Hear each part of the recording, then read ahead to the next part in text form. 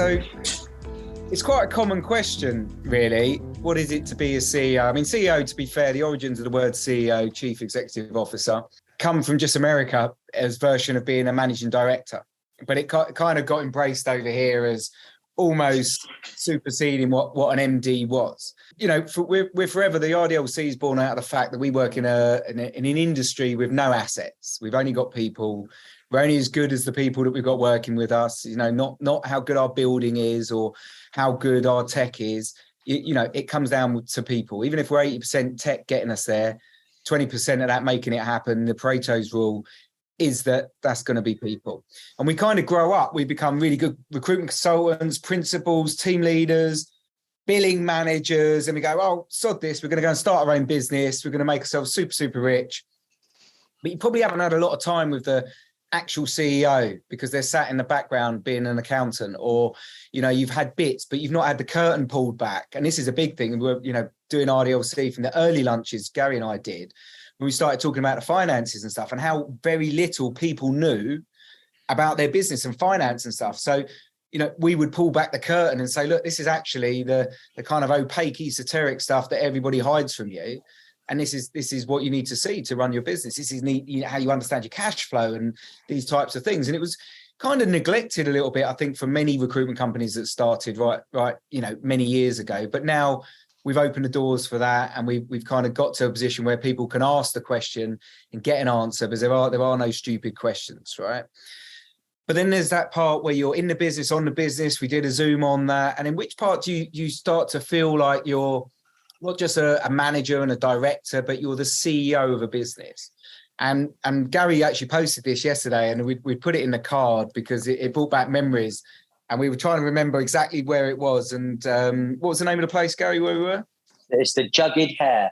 Jugged Hare, right. And for those who were there, they'll remember that we put a piece of paper in front of everyone and a pen. And we said, right, what are the 5 things that make up a CEO? And what are the 5 things a CEO needs to do every day? And I'll tell you what, it was like being at junior school maths test. Everybody was copying each other. They were writing things down. They were, oh, so what do you do? And even Spencer, I remember Spencer saying, do you know what? I've got no idea what I do. He said, I don't know what my job role is. I don't know what I do every day in the business. And sometimes what that leads to as a CEO, as a leader of your business, is you're kind of busy being busy. And sometimes you think to yourself, I've done lots of little things, but have I really achieved something? Have I had a positive impact on my business?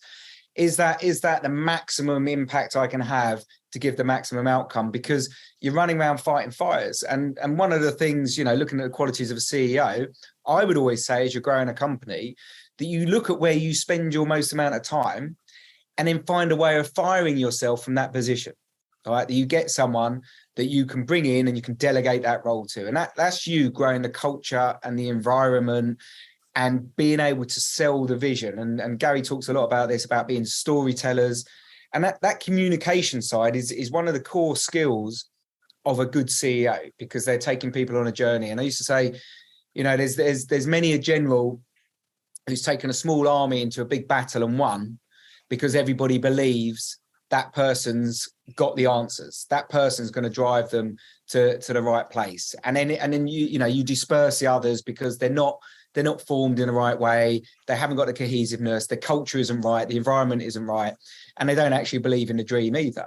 Right. And so that's part of that kind of action of being a CEO and putting those qualities together. So what we wanted to do today was, firstly, before I think, you know, Gary and I go, right, this is what it's like to be a CEO, and that, because it's slightly subjective. I think there's some core parts to that. And we both said that, you know, you can, if you're not careful, when you grow a bigger company, you can end up being an accountant, not the CEO. And although you need to understand your cash flow and your business and your domain at a very high level so you can make decisions for the business as a whole, you don't want to be non-visual in your business. You don't want people to not understand what you stand for or what those qualities are.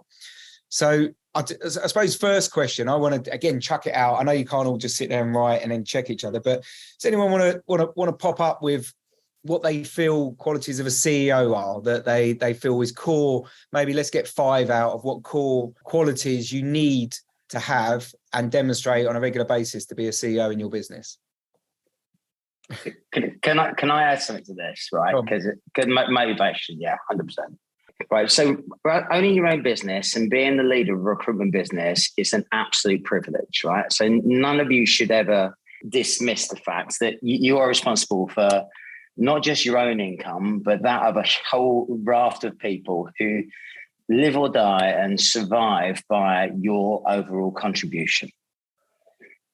I liken it to the best job a business leader can do. And to be fair, you've not learned this task. Most people haven't worked for a really brilliant CEO or boss of bosses. Most people haven't genuinely had really good exposure to leadership, to, what does it take to be a decent sales manager, and you're making it up on the fly. I know we had that woman in Ibiza who talked a lot about potato farming for some random reason, but she talked about being a tribe. Now, I think the best CEOs are that tribe chieftain. And with all of the people around them, they have experts in different things and they bring them all together towards a common goal. And then that person is responsible for looking at the values and, great words coming up, motivation, culture. But if you think there's someone's responsible for hunting, someone's responsible for gathering, someone's responsible as the health man, witch doctor, that's it. There we go, witch doctor. So I think that's the ideal role. Too often I'm seeing people who run businesses, and they've said it to me, and I'm not a very willing audience for this one. I just need to make the business make more money, right? So, and what they do is think, well, the easiest way for us to make more money is me get back on the tools and I'll spend 3 or 4 days a week doing deals. Whereas what they should be thinking of is my job to make sure that everybody does at least 1 extra deal or get into 1.5 extra deals, because that's really what makes you money and makes a difference. So things like creating a vision that everybody's bought into. So be careful and mindful. If you set a vision for the business, that you express it in exactly the right way. So a really bad leader would talk about, we need to get the business to 2 million quid EBIT this year. Who the fuck does that mean, right? What does the fuck that mean to anybody in the business apart from the business leader? It's not relatable. So we'll say what you're making 2 million quid, and I'm worried about the price of my gas. So if you're going to set a big goal, bring it down into bite-sized portions that I can motivate everybody on. So a common driver might be, I want everybody in our business to earn £100,000 a year. I want everybody to be exceptional. From where you were last year, I want everyone to be doing an extra deal a month. And that's my job. And by doing that, everybody will hit their personal and the business goals, which should afford us more opportunity for you to put your career on fast track. As a vision, we're not talking about specific, we want to be the biggest in X. It means nothing to anybody. Making it something that is bite-sized and you repeat it and repeat it and repeat it. At S3, for the people who were there, we told everybody who worked in that business how lucky they were to work for S3 50 times a day. And in the end, it was a battering of attrition that people just believed us. And then we used to have a competition of how many times we were headhunters because it was happening loads. If you're the person responsible for setting goals, making sure that you understand all of the drivers towards those goals and you have a dashboard so people see what you're looking at to help everybody attain those goals. So when you talk about the CEO and you talk about having, big, ugly, bold, strong words, my urge to you is to make it something that's really, really meaningful to everybody so they'll buy into that. So I love the words that you chucked out there, culture, right? Every business in the world has got a culture. So either good or bad. If culture is important to you, how do you test it? So are you using the office vibe? Are you willing to listen to all the bad, negative feedback you get?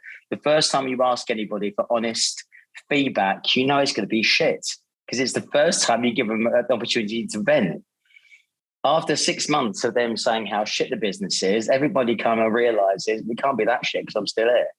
right? They just had that opportunity. Dean talks about businesses where they have people just taking calls to let people let off steam. They don't hate the business, they just hate the situation that they're in. So if getting a good culture is important to you, what are you doing about it? If you talk about delivering an epic service for your customers, how the fuck do you measure it? Is it based on repeat business? Are you using net promoter score? What are you doing about it? So these are the things. So if you say, vision, making sure that it's more than just making sure that any of the pillars behind your business, they aren't just words that you have painted on your wall. There's something that you live and breathe.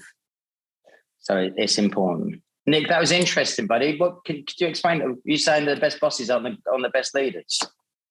No, I'm actually agreeing on the visionary side, but I'm not a big fan of telling. I don't think telling works anymore. Command and control is completely outdated as a form. But I think the best way to do is you outline your vision. What I would suggest CEO does is their visionary. That's number one for me. You outline what your vision is, but rather than tell them how to get there, that's for your teams to come up with the answers. But asking those questions, it's saying, what is it? Where is it we want to go? What do you think we need to do? Are we doing the right thing? So let me reverse engineer it. So with our team, I'm sure people do the similar things in your groups. You can have a goal, a salary target. Let's say it's 200 grand, right? End of the year revenue target. So I'm a big fan of changing goals so you come from it. It's not somewhere you go to, it's somewhere you come from. So there's no point having a 200 grand target if 9 months into the year they've only done 100, because that's going to breed anxiety. It's going to make them stressed. It's going to bring all the things you don't want in your business. And then suddenly they could do a deal and get 200. We only got 3 months of positivity. If you flip it and say, right, how does a 200 grand biller think straight from day one? What actions would a 200 grand biller do? So you're using that goal and reversing it. And what are you not doing that a 200 grand biller would do right now? They give you the answers to achieve the United vision. So that's the way I'm looking at it. It's asking the right questions rather than going, it's 200 grand or you're out the door. Because if they're not thinking like a 200 grand biller from the outset, they ain't going to get there anyway. And a lot of the time, they're waiting. In the old style of management I came from, it was them telling me what to do and you go and achieve it. If you don't, you're out the door. And that used to work. It worked for me.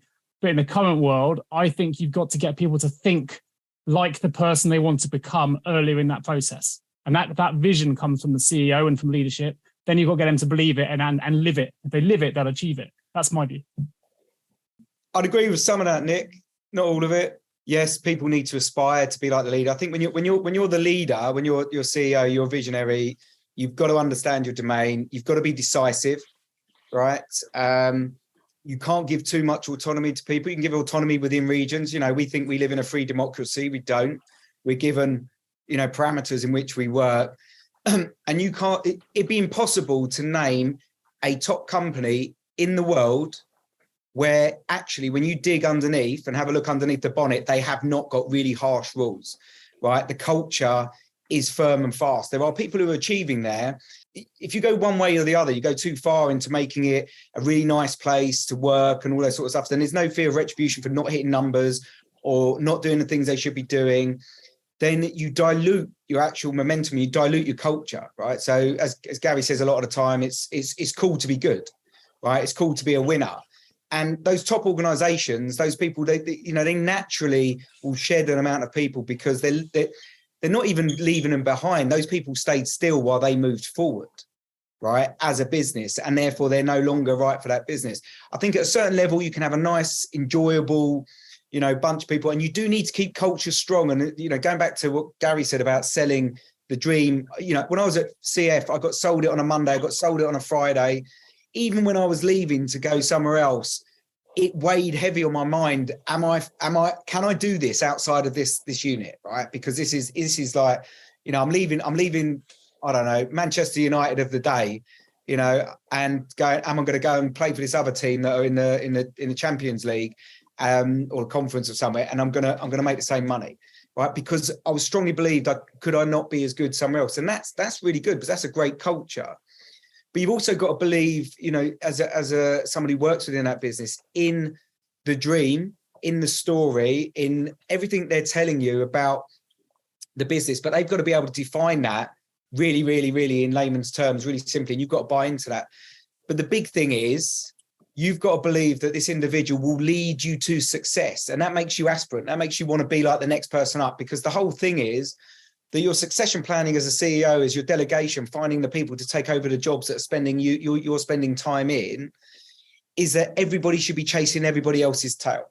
And that keeps the CEO fresh. That keeps, and then your vision's got to stay fresh. Markets change, right? I agree with everything you've just said. I think I didn't mention rules. Hard lines on it. No, you absolutely need the rules. If I wasn't clear on that, so I'll take that back. 100% you need rules. That wasn't my point. I think the CEO sets the vision, sets the rules that we want to achieve as a business, but doesn't give the answers. That's the bit where you talk about their buy-in. How do we get there? That's about questioning and answering and within the lines of hierarchy that you stand within and what your responsibilities land. No, absolutely you need the rules. If I wasn't clear, that's my job, right? But I think you've got to make, what I'm saying is you need to have rules. It's not just a binary 0 and 10 of going, that's the rule, go do it. They need to be bought into the same values, behaviors, beliefs that you have to know that's achievable. And the only way you truly know they believe that is if they give you the answers. Because if that's the way for me to assess whether they're really bought into what I'm saying, whether they really believe the targets I'm set are achievable. If they come to me and go, yeah, and this is how I'm going to do it, and this is why I believe it is, that's for me questioning and answering to get that response. But I'm the one dictating what that vision is and how we're going to get there, how I want the culture to be. Absolutely need that framework. That wasn't clear. No, I agree with everything you said. So I get what you're saying. Yeah, no, that's fun. So I get what you're saying.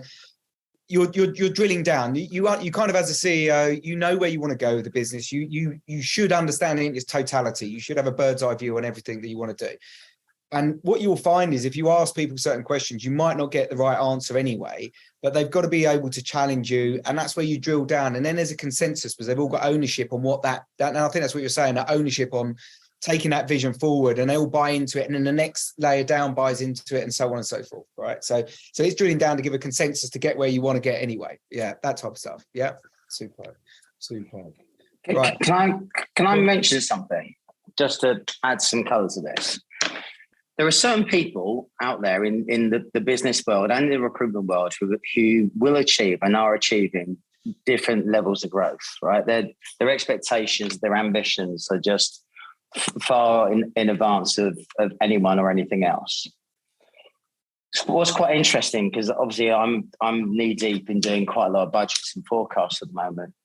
When you speak to a CFO or an FD, they always start with, what is your average number of vacancies per person? So look at your baseline over the last rolling 12 weeks. What's your number of vacancies? What parts of your performance and conversion rates could you look at marginal gains?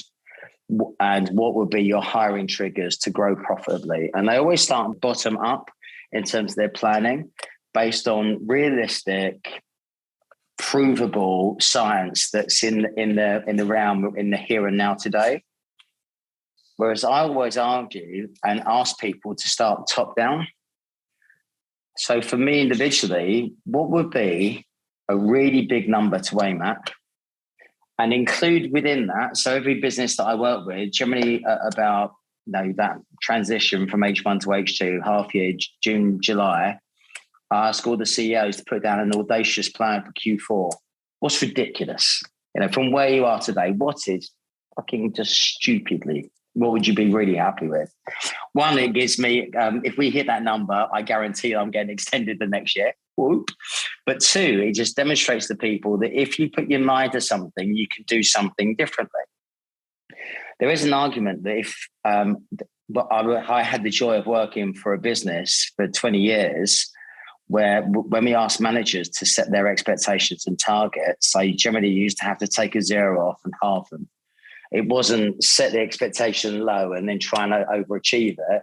Everybody was very competitive about setting the biggest target and the biggest number possible, because that's how we rewarded people. Now, who do we think is going to be the top dog this year? And we praise people and their confidence and chutzpah actually meant something to us. So having a double or die mentality, if you've had the fastest growing year that you've currently got and you're not contracts rich where you've got run rate growth, having an audacious plan and working down from top down and then demonstrating to people that you're going to need them to get on the fast track. So remove speed cameras because you're going to need more billing managers, you're going to need more directors. It gives people that real sort of impetus that this is business that's going somewhere. Now, if you can present that with science, with numbers, with data, If you can then break that down into 12-week periods so that you're actually on that trajectory, you know, all your trend lines. If you can sustain those trend lines in terms of inputs and investment, there's no reason why you won't get the same outputs as long as you remain. So you get the quantity up in terms of opportunity, and you maintain your conversion rates, then the quality of output revenue should be pari passu, should grow at the same rate. That's a really brilliant way to actually put a marker down, say to everybody, this is what good looks like to me. So as a CEO, the basic measure for someone who ran lots of businesses, the basic measure of someone who ran a P&L was the difference between their cost per desk and their net fee income per recruiter. That was it. So if you were making 12, 15 grand and you're still growing at pace, you were a brilliant CEO, and I'd give you more opportunity to land faster. If both of those lines started coming closer and closer together, I had issues, and we put you on a fast track to learn some of the more important skills, or we got you to spend time with someone who was doing it really well. But as far as you guys are concerned, with what 2023 can bring you, there's no reason why you can't absolutely smash it. There's no telltale signs of any of the R word. Everything looks brilliant. It's easier now to actually gain market share on all of your competitors. Put a marker in the ground so everyone knows how to measure you, as well as you asking everybody else to come up with, you know, their plans. Because remember, their plans be based on what they're comfy with today, not what you think is possible tomorrow. So show people. And then I was never a big fan of telling people what I wanted in terms of revenue. I was much more aligned to saying, Mr. Lawrence, if you do brilliantly, you're going to earn 300 grand this year. You up for that? Are you prepared to work harder than you've ever worked to earn 300 grand? Right? You've got me 100% to do this, but this is the line you need to follow. I'm 24/7 here behind you. Name your first daughter after me. Are we on? Go. And then people buy into that. And I think that's a really great way to set a vision, just by being audacious and setting numbers that nobody else would even dream of, especially your financial controller, because they're going to do it. That's your job. What works really well when you're a CEO, you know, everyone's talked about culture, visions, leading from the front, that type of stuff. Yeah, you've got to buy into that person. You've got to buy into where the business is going. They've got to be decisive. They've got to have that leader aspect to them. But what really helps sometimes is having a nemesis, right? A business that you want to beat, or something that you want to be better at. I remember in my first week in CF, I had to ask my team leader, I said, who's this MSB? Everybody keeps saying we're going to beat MSB. And I remember Gary walking in, I was probably my first month, and saying, I've just heard from Pete Brown that they're on this many numbers. And I don't even know whether they used to speak to each other or not, right? But and it was, right? So you had your nemesis, you're up against MSB, and it's like, yes, we're going to smash them. And everyone was like, oh, MSB are beating you to the deal. And we come across them because they were like, I think they were the two kind of hardcore contract divisions at that time. But having a nemesis, something not just in your vision and whatever else, it's like propaganda, like war propaganda. When there's a war, you know, everything you'll see posted makes you hate the person or the country or whatever that we're going to war against. And you go back to the First and Second World War, you got people 14, 15, 16, pretending they're 17, 18 or whatever the subscription age was and the conscription age was, signing up because they needed to do this, because the emotional side of it was just overwhelming for them. And I think having that vision, having that of the business, the culture and the business getting somewhere, you've got to have a reason for it. We're going to be the best. You're going to be the best you can be. What does that mean to you?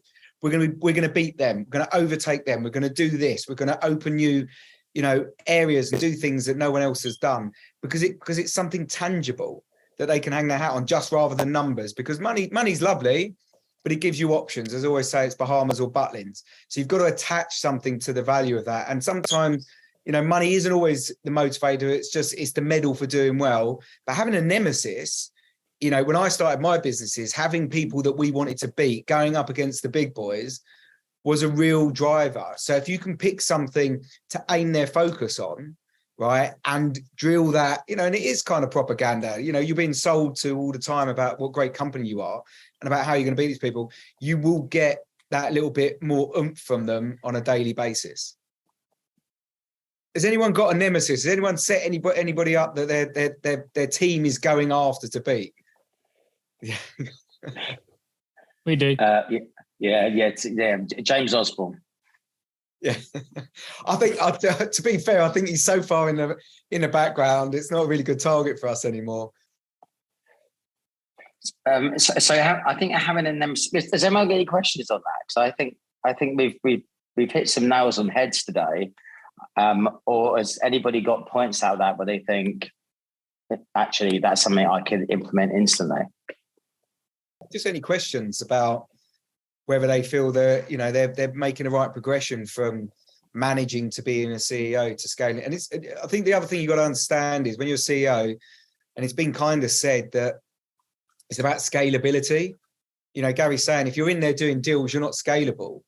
You need to be on the business, growing the business, succession planning, bringing people in to do the roles that are absorbing your time.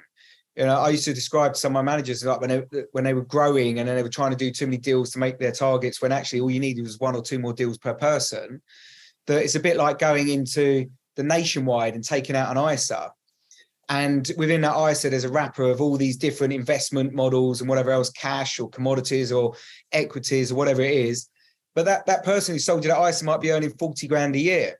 Yeah, you can go down to Deutsche Bank or you can go down to UBS. You can find someone earning £1 million a year, and they're doing funds of funds, and they're doing the same thing. They're just capable of having more analysts, more trading information, more things going on, more plates spinning at one go. So therefore, they're scalable. They get paid more money, and that's what you want from your business. You want scale, and to do that, you need to be able to bring people in for all these different roles, so that you've got to look on it in its totality. Is anyone finding that bit hard, making that jump to be able to scale their business? Now, your job is to make sure the cash flow's right, that the business is doing what it should be doing financially, but not being the accountant, making sure you can trust and you can challenge that. Also dictating the vision to each of those businesses in terms of the feedback and sitting there and getting that consensus and then driving that with each of them. But being the person also make sure that you've got the right talent to do that. And it's almost to a certain degree about making yourself redundant as within that business, but you're still the person you're the jam in the sandwich to a certain extent when you've got different businesses, but you're the cohesive part, bringing it all together under one umbrella so that you can. And again, when you've got different businesses, you're doing lots of different things. When I've had different businesses, we're moving cash around, we're leveraging, we're cross-selling, we're doing all these things. And it's understanding that market, taking all the information from all of your charges and being able to make an informed decision on it. So it's not a defined job spec because things do change, but it is about when there is an opportunity or there's an issue, being able to address it because you know enough about it, because you can see it from a different angle. Not, sometimes people in the business can't see the wood for the trees because they're in there and they can't see the problems, but being able to address it with the right person or the right changes. And they're the kind of decisions you need to be able to make. So you do end up being that person who has to, it lives and dies with you. If you make a decision, you have to be decisive, but you need to be able to extrapolate the right information from each of those units. To do that, you need to have the right talent, the right culture, so there's no fear in terms of being able to communicate. And that takes a lot of work, right? So it's always a challenge, and it's not something you set once and then it's done. It evolves. You have to stay box fresh in everything you're doing as well. Just answering Rahil's question about being the face of the business. You're the face of the business kind of internally as well, but you've also got to work out, like, if you do get a lot of celebrity CEOs, right? And they're out there and if it's going great and the business is doing fantastic, that's amazing. But also does your client end and everything else, do they know your business for its brand, or do they know you for the person who's out there doing the talks and is a great orator and all those types of things? So I think that becomes a decision. Apple's a great brand. We remember Steve Jobs because he sold from the front, but you still buy an Apple even though there's someone else running the show at the moment.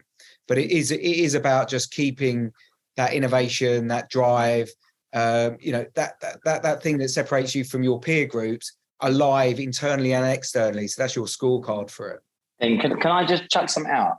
This is the basis of a document that just kind of came to me that I think people can work on and make it their own. If you were a professional CEO and a PLC, a FTSE 250 business, a fast track SME, a future unicorn went out to market to find or buy themselves a CEO, that CEO is responsible for one thing and one thing only. Do you know what it is? Increasing the value of the business. Shareholder value, right? Shareholder value. Brilliant.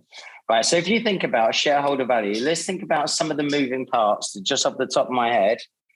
And then you could add to this. So you should always be looking at, for each one of these moving parts, have you got forward traction or are you doing something about each one of these? So retention. Are you measuring retention? Are you looking at your average recruiter? So if you think about in year one, they barely break even. In year two, they start making you money. Year three and onwards, they're cash cows. What are you doing about getting more people to year three? Or there might be another trigger, but year three. So what can you do about it? For example, at S3, every manager, part of their bonus was retaining staff. So as the senior elite management group, I'm trying to sack their people for not hitting numbers. They're putting every working day's bit of effort into them to make sure that I don't sack them because they don't get a bonus. Absolutely fucking brilliant. Personal brand of the CEO. You have to avoid this being an occupational hobby, right? It's just like, if you like the sound of your own voice and think, do you know, I'm out there, I'm pressing the flesh, and everyone loves me. If it's not making the business money, do not do it. Just drop it, and measure the success and ROI you're getting from it. EBIT growth. So measure your investment, look at your cost per desk, and measure the ROI on absolutely everything in your business. Income levels per person. So make sure that you have everybody tied in to a journey where the average income is X across your salespeople.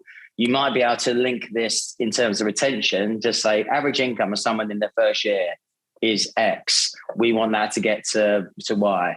Average income in year two is Y. We wanted to get to Z. And average year of someone in year three and beyond, you can pretty much decide and write your own paycheck. Positive culture. So what things are you doing that's making a massive difference? Now that, funny enough, does not mean letting people work from home. It could mean exactly the reverse. So making sure that culture is measured, that people are being enjoying the work, but not that you're capitulating into this new hybrid bullshit wank. We're in the middle of a boom, ladies and gentlemen. Why you're working 4 days a week, I have no idea. And if any of you lot are working 4 days a week, sack yourself from the RDLC right here, right now. We're in the middle of a boom. If people need to work 4 days a week because everyone got a little bit scared and didn't want to piss off, why the fuck are you? Because I'm 8 years into a startup next month and I'm still doing 7 days a week. And that is still 2 days too few. New markets. So are you looking at the new markets, new market opportunities, which is a brilliant opportunity to look at recession-proofing your business. So public sector, new locations, and just deciding where you need to be and what you can do, just in case the confused James Osborne might have got it right, and there might be a recession. I can't see it myself. I can't see it in recruitment. Just every time you see somebody from the cabinet speak, and I know it's musical chairs, but every time you see them speak, they're still talking about the fact that there are jobs to be filled. So it's a very, very, very exciting time indeed. We need to learn how to say no more often to customers when they want bums on seats and go in and sell a total solution, because we don't do bums on seats. We're not an agency. We're a modern day talent solutions partner. So for me, would be my outline. I probably spend a couple of hours on each one of these and then come up with some of the moving parts. And then I think about what can I do now before we get to the new year. So we got effectively got 4 working weeks now till Christmas, with Christmas breaks, etc. what things can you get done? And in Q1, where do you want to finish? In Q2, where do you want to finish? And do everything in your power to be at least a Q ahead in terms of activity levels.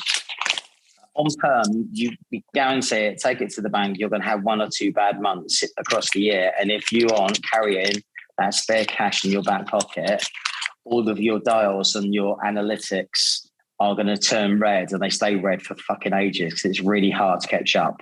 It's like if you have a contract deal that goes mahula and you have to pay back all of the revenues, and you basically are out of pocket everything that you paid the contractor, not just your profit. It takes a lot of contractors to make that back up. So, making sure that you've always got spare money in your back pocket. But for me, it's about shareholder value and all of the moving parts to do that job. So when people say, what do you do as a CEO? You're only responsible for one thing, but there's so many different parts to it. It's like just saying, I'm responsible for making Rolls-Royce cars. But what do you do? Do you vulcanize the rubber to make the tires? Do you bring the leather in and fit it around the seats? Do you put the engine together? Right? There are lots of moving parts, but ultimately you're the CEO of Rolls-Royce. What do you do? So don't get too bogged down on the minutiae. Manage the processes. Be the chief of your own tribe. What Gary's saying, a lot of the stuff there is that most of you will be in that gap where a lot of that's management, sales director, ops director. It's kind of that level, but you want to get to being the CEO, and the CEO does look for the increasing value of the business, does look in its totality, does absorb all of this information as well. When you increase value, it's not just through billings, it's about how you represent your business.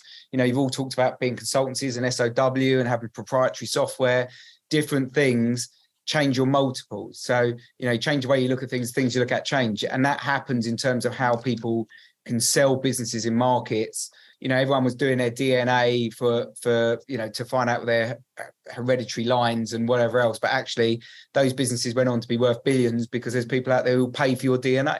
And it's about how they then change and monetize the data, whatever else. So when you're looking at your business as a whole, you're not just saying, right, I want perm and contract to do better. Of course you do.